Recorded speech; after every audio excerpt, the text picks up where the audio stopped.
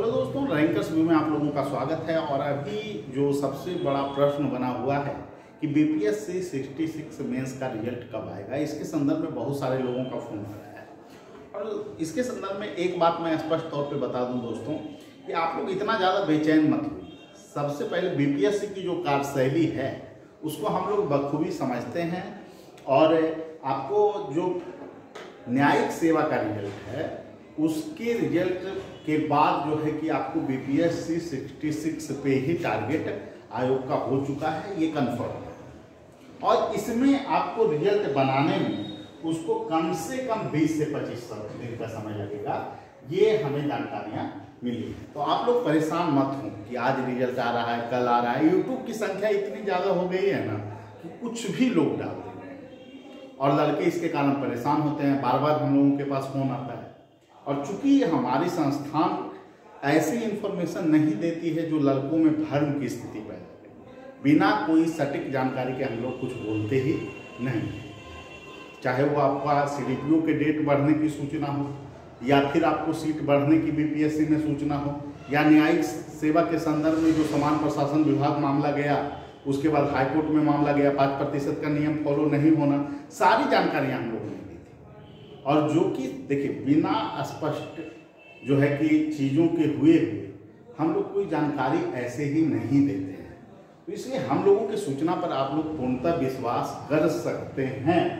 अब बात यह है कि बीपीएससी 66 मेंस के वो लड़के जिनका स्कोर बेहतर हुआ है, उनकी रणनीति क्या हो इंटरव्यू को लेकर। और स्वाभाविक है कि हम रैंकर्स व्यू से लगातार 2 बार टॉप स्कोर छात्र लाए हैं। 64वीं के भी टॉप स्कोर इंटरव्यू में रैंकर्स व्यू का रहा है, और 65वीं में भी रहा है। ये हम लोग की संस्थान का सौभाग्य है। लेकिन इसके पीछे बहुत सारी चीज़ें हैं दोस्तों कि जो हम जिस लेवल पे हम लोग चीज़ों को करवाते हैं, और हर एक लड़के पर जो वर्क करते हैं, हम किन्हीं से पूछ लीजिए जो इंटरव्यू में सफल हुए हों नहीं हुए हों, कितनी मेहनत हम लोगों ने किया। और इसी का परिणाम है कि सबसे ज़्यादा सफलता रैंकर्स व्यू को मिली साक्षात्कार में।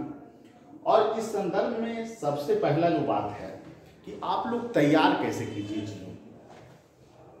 तो रिजल्ट की जो चांस है वो 10 मार्च के आसपास आपको हो सकता है। 10 मार्च के बाद ही आप लोगों का रिजल्ट संभव है, अभी की जो स्थितियाँ उसके।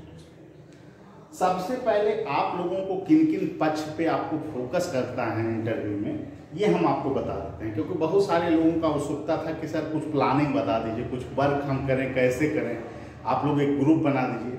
तो मैंने कहा कि ग्रुप अभी बनाना सही नहीं होगा, क्योंकि रिजल्ट आने के बाद ही ग्रुप की कोई औपचारिकता हो सकती है।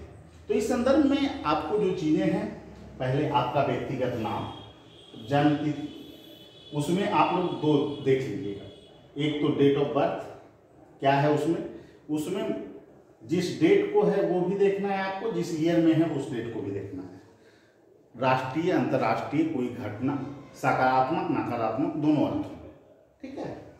शैक्षणिक स्थिति में आपको मैट्रिक जहाँ से आप किया और जहाँ से आपने स्नातक किया, इसके संदर्भ में आपको कौन से स्कूल से किए हैं, किस संस्थान से, कोई चर्चित संस्थान है तो उसके संदर्भ में भी आपको जानकारियाँ होनी चाहिए।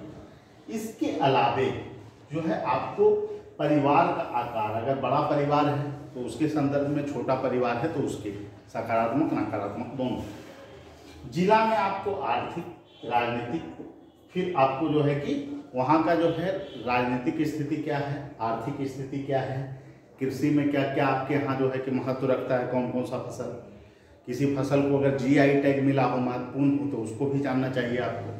तो ये सभी जानकारी, धार्मिक दृष्टिकोण से आपका जिला अगर महत्वपूर्ण है तो उसके संदर्भ में जानकारियाँ, पर्यटन के क्या क्या स्कोप हैं आपके जिले में, तो इस संदर्भ में समग्रता से अपने जिले का आप अध्ययन कीजिए।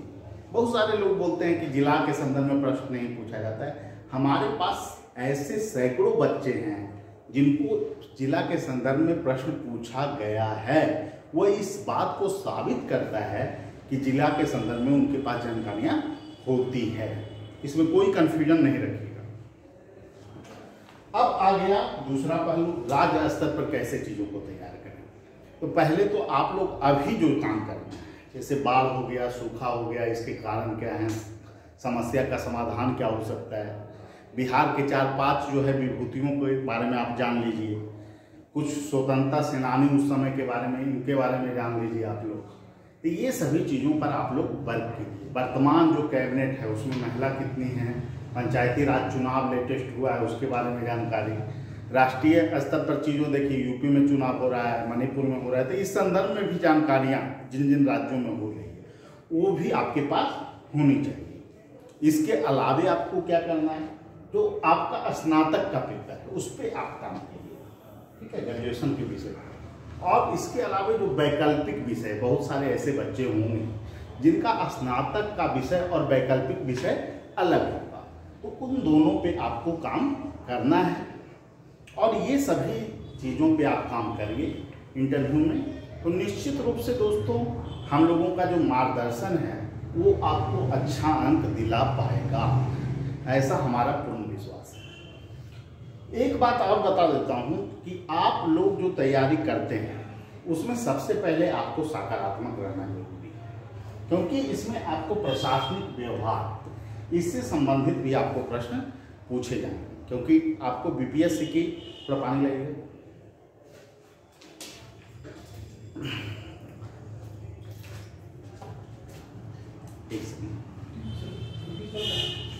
प्रशासनिक व्यवहार में आपको खास करके इसमें जो है कि जो प्रश्न होते हैं, एक प्रशासक के क्या क्या गुण होने चाहिए, इसमें नियंत्रण प्रशासक जो करता है, तो सबसे पहले प्रशासन का जो मस्तिष्क है दोस्तों वो क्या है, निर्णय लेना, डिसीजन मेकिंग पावर, ठीक है, डिसीजन मेकिंग पावर होना चाहिए। फिर क्या होना चाहिए, उसमें नेतृत्व करने का गुण होना चाहिए। रुक जाइए, नेतृत्व करने का गुण भी उसमें होना चाहिए, निर्णय लेने की क्षमता हो, नेतृत्व करने का गुण हो, दोनों गुण होना चाहिए। तो ये आपको महत्वपूर्ण माना जाता है प्रशासनिक व्यवहार।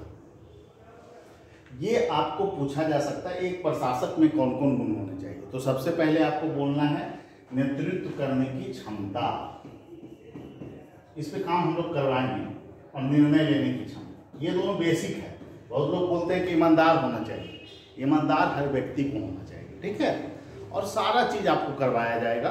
तो इसीलिए आप लोग निश्चिंत रहें, आपको रैंकर्स रिव्यू से सिर्फ जुड़ना है, यहाँ स्पेशल 4 मॉक आपको करवाया जाएगा, और सभी लोगों का जो है कि हम लोग रिकॉर्डेड वीडियो भी अवेलेबल करवाएंगे, जो लोग इंटरव्यू देंगे उनका रिकॉर्ड किया जाएगा और उनको दिया भी जाएगा, क्योंकि ताकि वो सुधार कर सके आगे। तो ये सारी चीज़ें हैं आपको करवाई जाएगी आफ्टर रिजल्ट। बहुत सारे लोगों का न्यायिक सेवा में रिजल्ट आया है, उन पे काम हम लोग कर रहे हैं, चल रहा है। जो लोग जुड़ना चाहते हैं जुड़ सकते हैं, उन पे काम शुरू हो गया है।